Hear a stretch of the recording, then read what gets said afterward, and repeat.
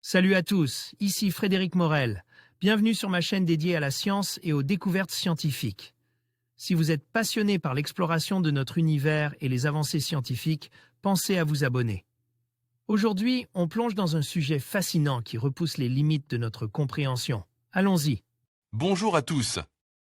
Aujourd'hui, je vais vous parler d'un sujet fascinant, l'eau salée et son comportement surprenant.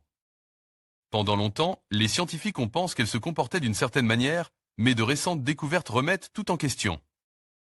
Dans cette vidéo, je vais explorer ces nouvelles recherches et vous montrer comment l'eau salée pourrait être bien plus complexe que ce que nous avions imaginé. Restez avec moi pour découvrir ces révélations étonnantes.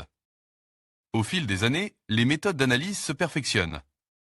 Et régulièrement, elles poussent les scientifiques à revoir leurs modèles. Ça vient encore d'arriver. Des chercheurs ont découvert que l'eau salée ne se comporte pas tout à fait comme ils le pensaient.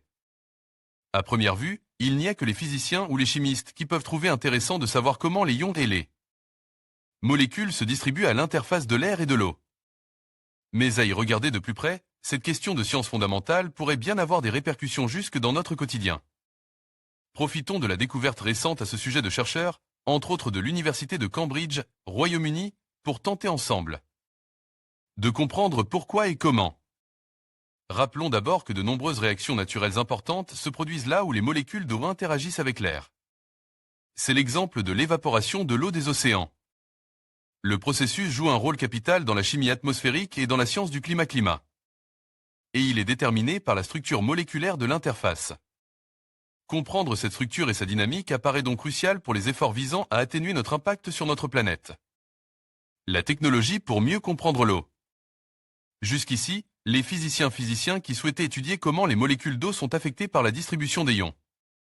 Là où l'air et l'eau se rencontrent comptaient sur une technique de spectroscopie bien spécifique. La spectroscopie vibrationnelle de somme de fréquence, VSFG, en effet, permet d'explorer les propriétés vibrationnelles des molécules aux interfaces. Mais elle a un point faible. Elle ne permet pas de distinguer les signaux positifs des signaux négatifs. De quoi compliquer l'interprétation des résultats. Pour étudier leurs solutions électrolytiques des solutions composées de molécules d'eau et de différents ions, les chercheurs de l'Université de Cambridge racontent, dans la revue Nature Chemistry, qu'ils ont opté pour une forme plus sophistiquée de la technique, basée sur ce qu'ils appellent la detection hétérodyne. Et ils ont développé des modèles informatiques avancés pour simuler les interfaces dans différents scénarios.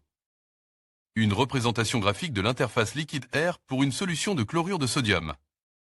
Yerlipman, Université de Cambridge, une découverte qui bouscule les théories établies sur les interfaces entre l'eau et l'air. Ainsi, les physiciens montrent que les ions, qu'ils soient positifs, on les appelle alors cation ou négatifs, on les appelle anions, sont absents de l'interface au air. Notre travail démontrait que la surface des solutions électrolytiques simples a une distribution d'ions différente de celle que l'on pensait auparavant, explique Yerlipman, chimiste, dans un communiqué. Fini l'idée de la double couche d'ions qui oriente les molécules d'eau dans une seule et unique direction. Le nouveau scénario écrit par les chercheurs est tout autre.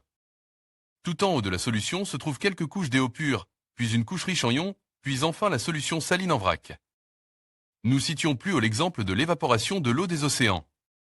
Mais bien d'autres domaines sont concernés par cette découverte. Et plus généralement encore, l'étude des interfaces solide-solide ou liquide-liquide peut avoir des applications dans la conception de batteries et de systèmes de stockage de l'énergie plus efficaces. Alors oui, cette découverte devrait intéresser bien plus que les physiciens ou les chimistes théoriciens.